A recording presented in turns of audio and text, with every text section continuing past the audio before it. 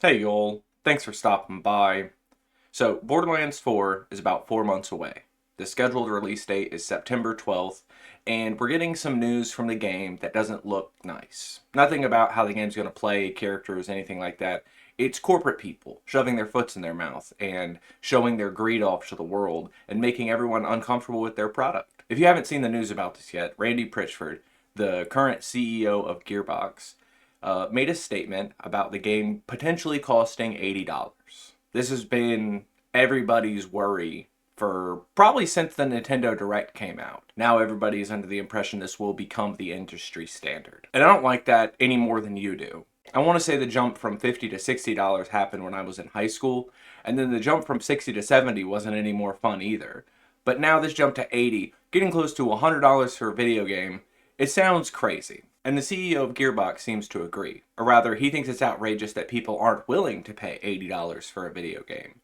In a recent post on Twitter, he told somebody that it's out of his hands whether the game will cost $80 or not, and that real fans will do what it takes to get the game.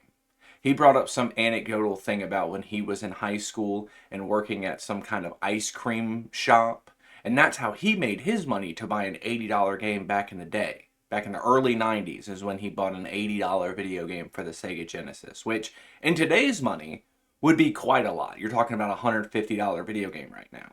And maybe you're a number whore. Maybe you like to play around with numbers and you've looked at inflation calculators and compared the cost of games back in the day to the cost right now, when they jumped from $60, to compare them to that cost right now. And you maybe have understood that games have been sort of artificially deflated in their cost, that they've been kept under what normal inflation would be, at least in respect to the cost of all the other items that you buy, things like that. It's all weird number jargon, but the fact of the matter is, $80 for a video game, when they used to be $60 or when they used to be $50, comparing that to now, is kind of the same amount of money.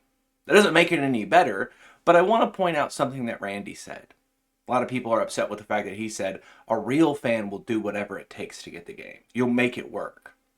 I gotta be honest with you, in my ears, when I heard that, that's the kind of language we use to tell people to pirate stuff. Because you can't tell people to pirate things, that's wrong, that's illegal, that's theft. You can't do that. But if I tell you, you'll do whatever it takes to play my game, anything to play this game, well, anything's a lot. Whatever it takes is a lot. You got a lot of options there with whatever it takes.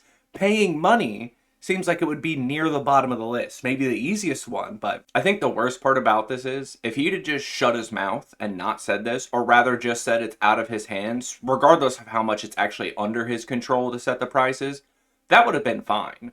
But it's the flippant disregard for people's finances, the overall corporate greed that I think people are just tired of. People, my political contemporaries, have been tired of this and have been telling you that corporations are awful people. But now it seems like the average consumer is sort of waking up to the fact that these corporations are just going to keep charging you more and more and more, and you'll keep paying it because that's just the way it is. You'll do whatever it takes to get this product, right? All of that being said, though, this doesn't affect me at all. I don't buy new video games. If I play a new game, it's because someone bought it for me or it's in my Steam shared library. $80 for a game is crazy to me.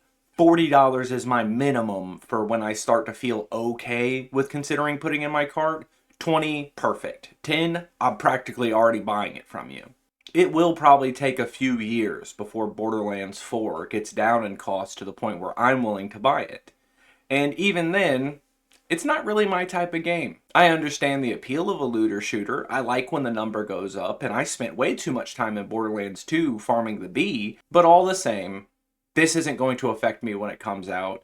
I just want you to understand that the CEO wants you to do anything you can to play his game, and I want you to have fun by any means necessary. And however you choose to do that, well, that's up to you. And I guess until the sales figures comes out for this game, we can see how much people really have what it takes to get it. Y'all try to have a good day.